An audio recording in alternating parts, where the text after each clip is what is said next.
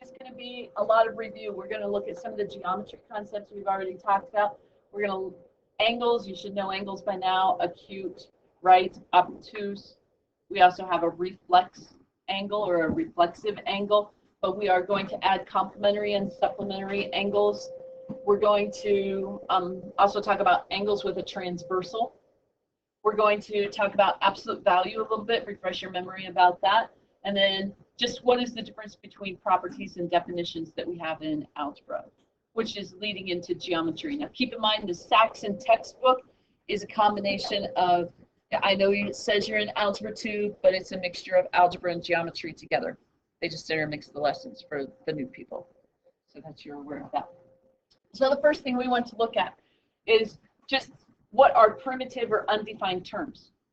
Primitive or undefined terms are ones that are very difficult to define, so we just kind of accept that as what their definition is, but we're going to use them to help us define other terms.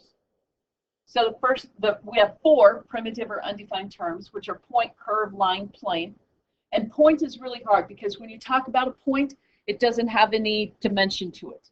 It doesn't have any width. It doesn't have any depth, but we can envision it. You talk about where is a point. And most of us, when we say where is a point in the room, you start to think of finding a little spot, like the little red center of my clock up there. That's a point. But if I just say there's a point right here, and it's still there even though I'm not pointing at it, it's a little hard to envision. But we use that to help us define other terms. When we talk about a curve is a collection of points. So if I connect a whole bunch of points together, it becomes a curve. Another primitive term.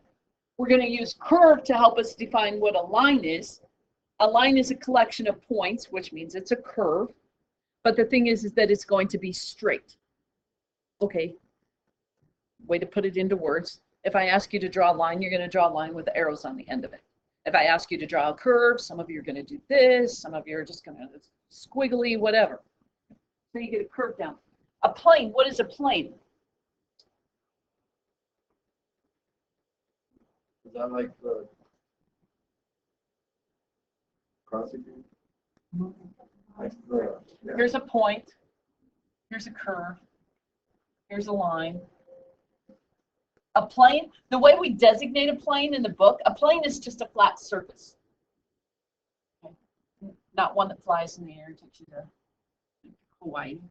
But the way they represent it is they're just going to show a parallelogram to represent what that plane is. And when you name it, they will put a capital letter right here and they'll just call that like plane A. And it's a flat surface. It has a lot of points on it. It has lines on it. Lines can go through the plane. You think about a plane in here. A plane, when you define a plane, it's a flat surface with no boundaries. It's going to keep on going forever. So if you think about the plane, you might want to think about the floor, because if I open the door, that floor keeps extending out into the hallway, into Mr. Chesterman's room, into the gym. It just keeps on going.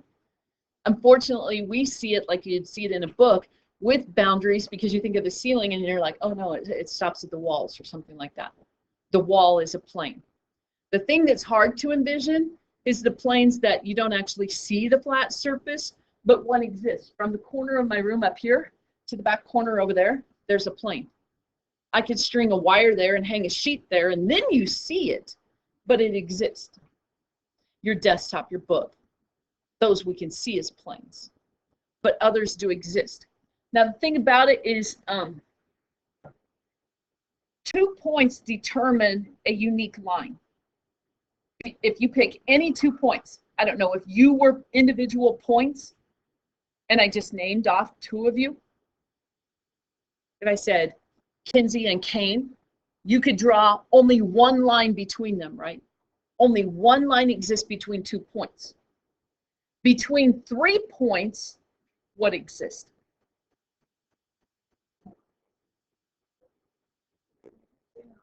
Between 3 points, what exists is a plane. It creates a unique plane. Do we have any Blue Rock shooters in here? Yes, because I went to state. I saw some of you. Yes. Okay. Unfortunately, you have to be the one studying yourself, but others of you that hunt, what can you do to your gun to help study it? Get a stand. What's the most stable stand you can get? Tripod. Try 3. Between 3 points, you get a unique plane, a flat surface. What happens if you have 4?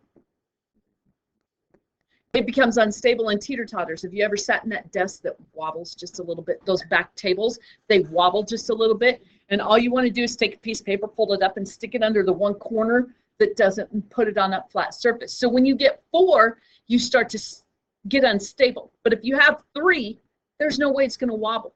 This has 3. It's got the wiggly because it's taller, but you need a tripod. Anybody, if you were student managers, you videotaped for the games, you probably had a tripod that you put it on. That's the reason for that. That's the most stable that you can get. Triangle is your most stable geometric figure.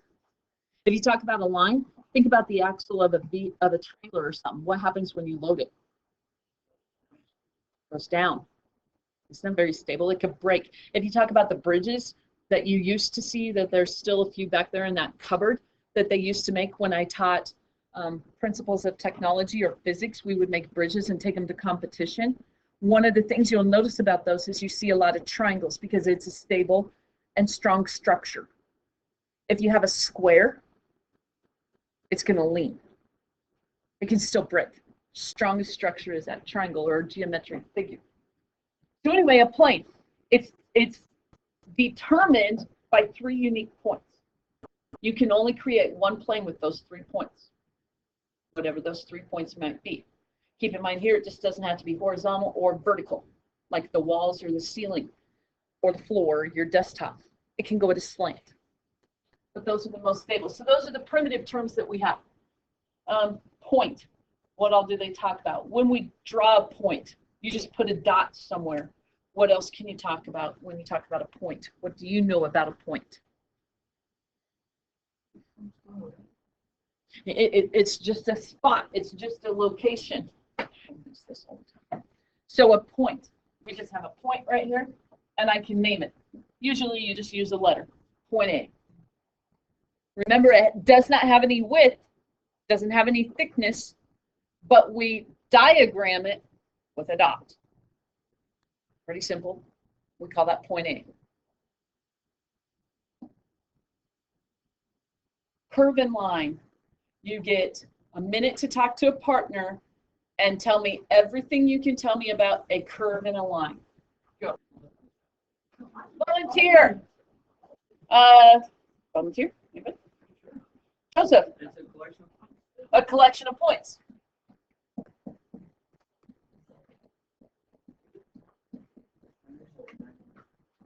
Anything else about a curve?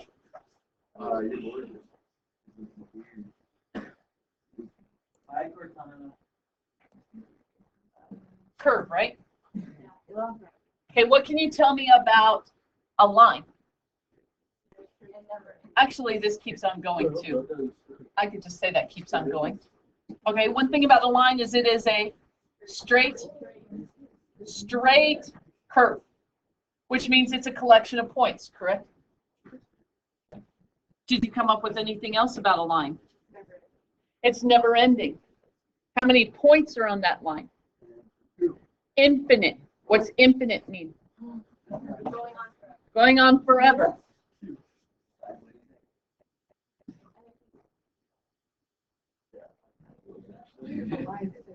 How do you name that line?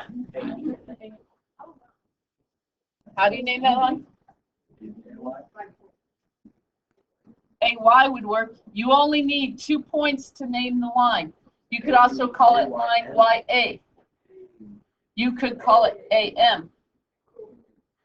You could call it MA. What about YN? Only 2 points. Only 2 points to name a line.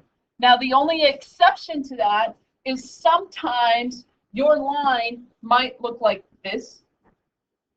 And what they're going to do is they're going to put a little cursive letter here, maybe a T that doesn't look so cursive, but they might put an L here. And if you're going to name that, they're going to refer to that as line L. And you see that a lot when we start talking about transversals and the different angle relationships that exist with transversals, whether they're alternate interior angles, corresponding angles, alternate exterior angles, same side interior angles, all of those that we're going to talk about. But that's when you see that little letter there. Okay. The next thing, line segment. 30 seconds to come up with everything you can tell me about a line segment. Milo, what did you tell me about it? What can you tell me about a line segment? It doesn't keep going, which means what? It has two endpoints. So we talk about it, and we have this line segment right here that has two endpoints. So I can name those endpoints. I could put another point on there. Finite or infinite number of points? Finite, because it has stopping points on both sides. Okay, how do we name that?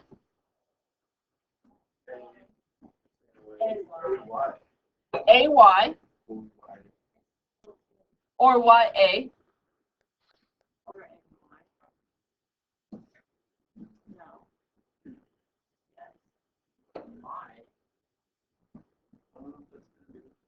And you're saying switch it. If you refer to line segment MY, this is the line segment you were referring to. The 2 points you use are the endpoints. So if I want to call it line segment AM, I'm only talking about a part of that line segment, which is from here to here. And that would be the same thing as line segment MA. So just make sure those 2 points are your endpoints.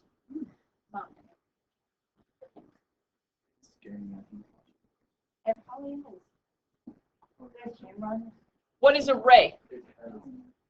Oh, it has one endpoint and one continuous. One endpoint, and it continues on in one direction. Now, some people like to refer to that as a half a line. But if a line doesn't have any length, can you ever have half of it? No. It goes on in one direction, and if we want to name a ray, how would you name that ray? Like if you wanted to do A, Y. Now the arrow doesn't have to go the direction. I just always do the arrow towards the right. So you have ray AY. If I happen to call that AM, that's still referring to the same ray. It's the same thing. If I refer to it as ray MY, then you're talking about starting at M and going to Y. So like AM doesn't, it wouldn't be like lines, it's like points. It would still be like the ray when you draw it. AM and AY are equivalent to each other. You have to do the first point has to be the end point, and then the end point, and then one other point with your symbol above it. But the first one has to be the end point. So is there any way I could turn around and call this ray YA? No.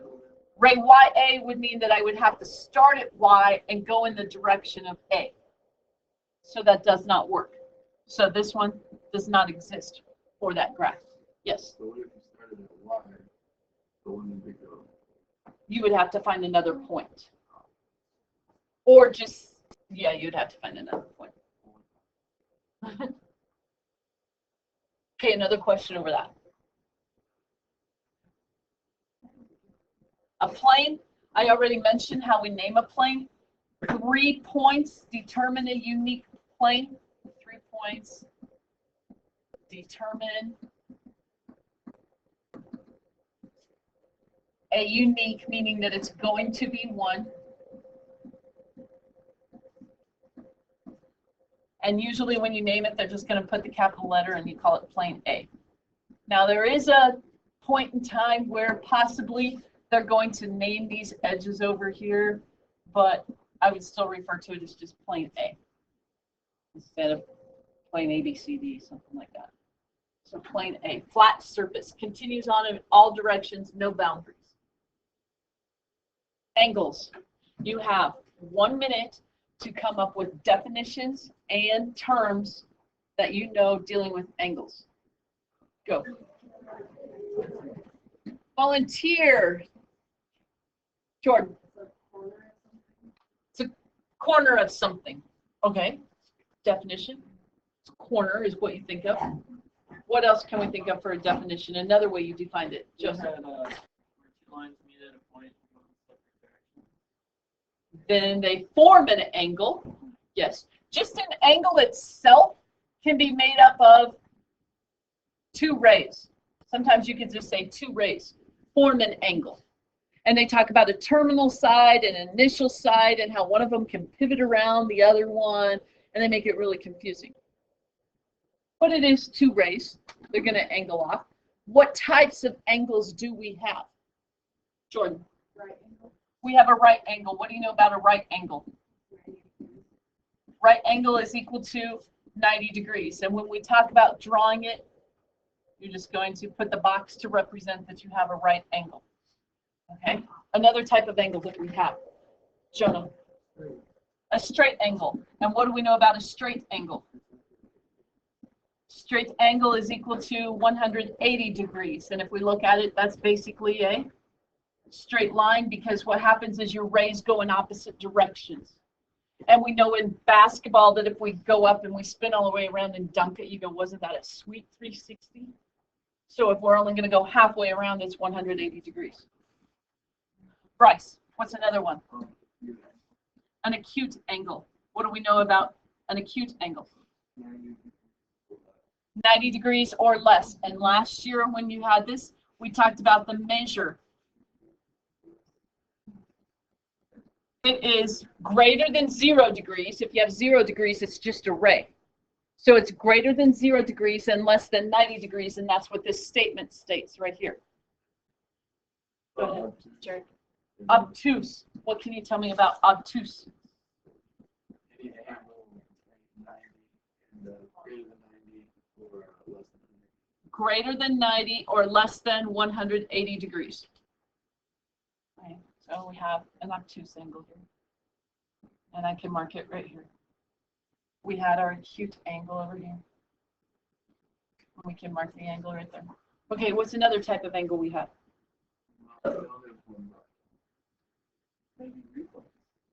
Reflex. Somebody listened earlier? Yeah. Another type of angle that we have. A reflexive angle. And if we talk about the reflexive angle, what's its measure? Jordan. Greater than 180 degrees. Very good. So we have an angle whose measure is greater than 180 degrees, but less than 360 degrees. So when we talk about drawing it, you might see something and you're going to think, oh, that's an obtuse angle right there, because your eyes go to right there. But a reflexive angle is that. And I think I talked about it last year, and we talked about that hyperextension. And it happened with some football player or basketball player. So you could see the actual hyperextension of it, and it went beyond being straight with your knees, and they bend the wrong way. So we have that. New word, maybe. Do you have your note cards from last year? Guessing not with you, right? I do. I think you have reflexive on there from last year. We are going to add 2 more types of angles, and if you have your note cards, these are 2 terms you need to know. So you might want to add them to them. If you need note cards because you do not have them, raise your hand. I can hand one out.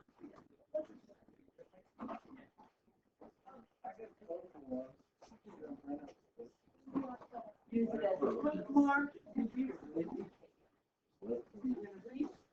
Oh, and then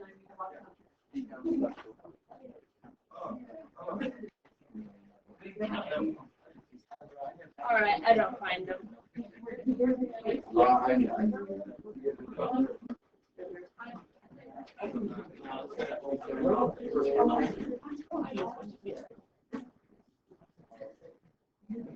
Oh, how does that make you feel?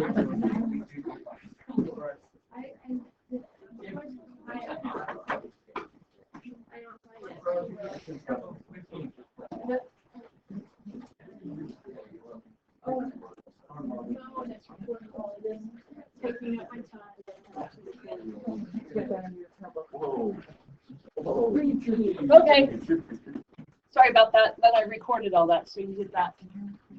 Okay, the other two the other two terms we have when we start talking about angles that we want to look at are going to be something called, I got to change my colors here.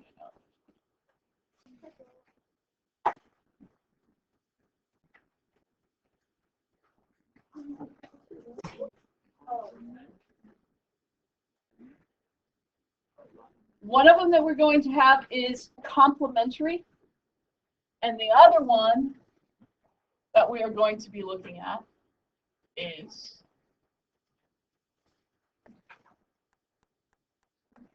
it doesn't look like I really changed that.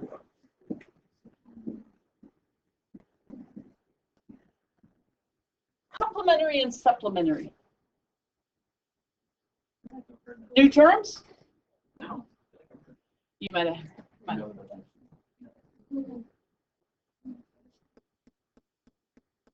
Complementary angles. I'm shorthanding this.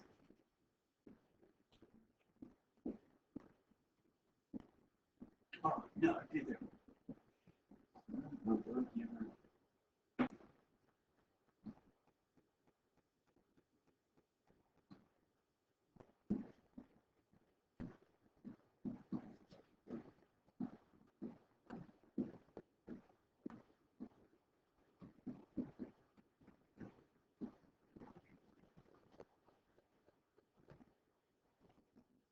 Okay, so complementary. Complementary are two angles whose sum is 90 degrees. So if I tell you I have a 30-degree angle, what's its complement?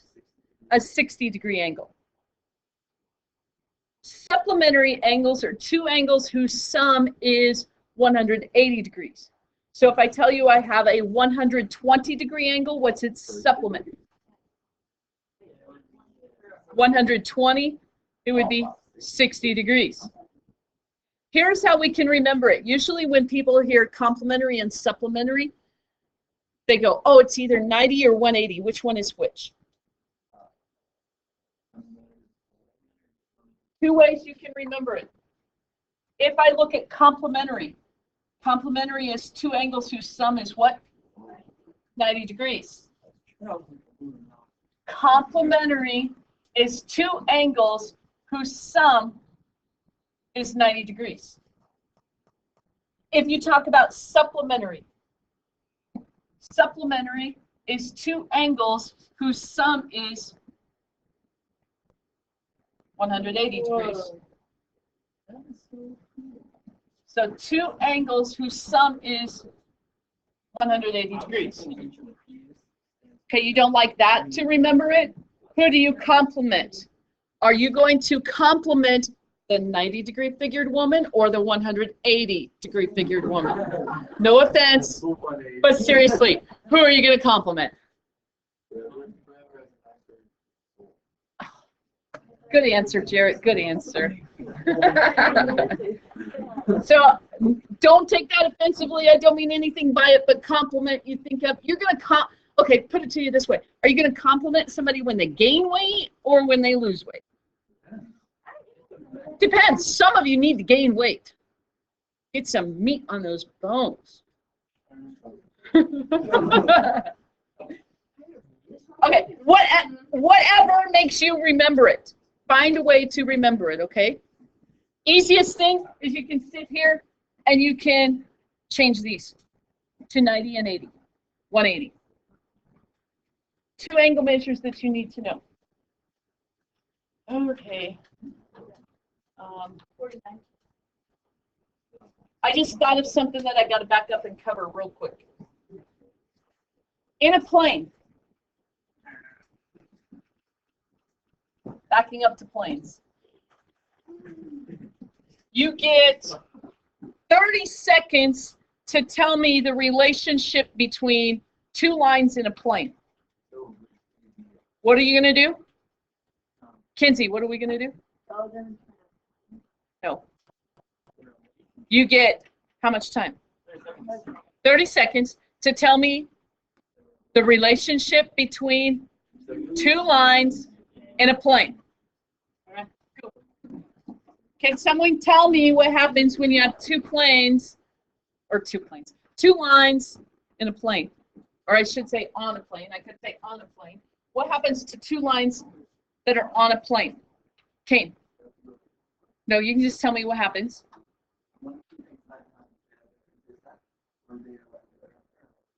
Two things happen.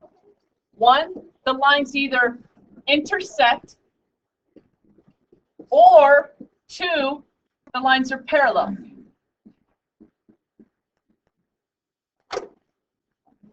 Take two planes on, or two lines. These are parallel. Are these parallel? No. Do they intersect? Yes, because what happens with the line? The egg goes on. So as this goes on, they're going to intersect, right? These two. Are they parallel? Yes, they are. But what do you know about that plane? Bryce is right. Your plane is actually going, your plane is a sheet of paper that you're envisioning that goes like this. It's at an angle. So these are on the same flat surface, it's just that your flat surface is like this. So for an example,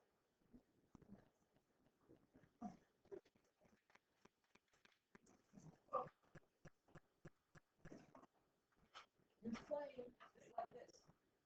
And I'm putting two lines on that flat surface. It's just not easy to see. These are these parallel to each other? No. This way. We gotta go this way. What's the definition of parallel? Two lines that will never meet. Two lines that will never meet, and every point on one line is what to the other line? The same. The same distance apart. Are all the points the same distance apart here? No. Are these ever going to intersect? No. No.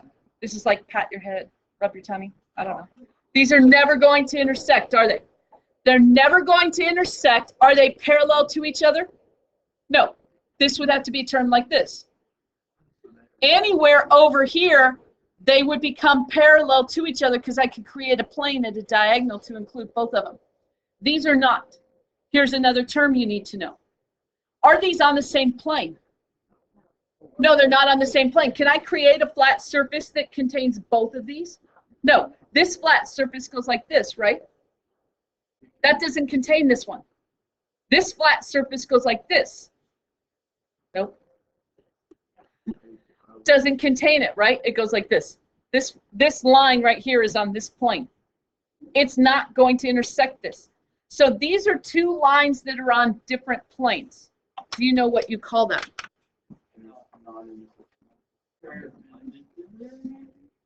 No. Perpendicular means what?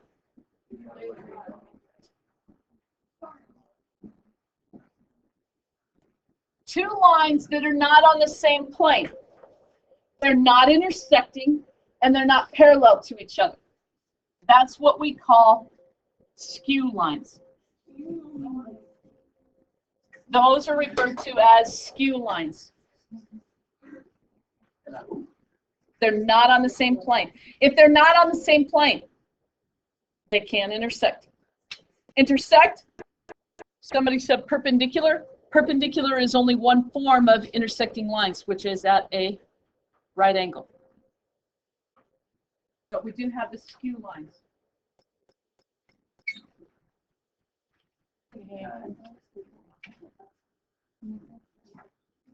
You got that written down? If anybody was writing that down? I was. Are you done with it? Yes. SKEW?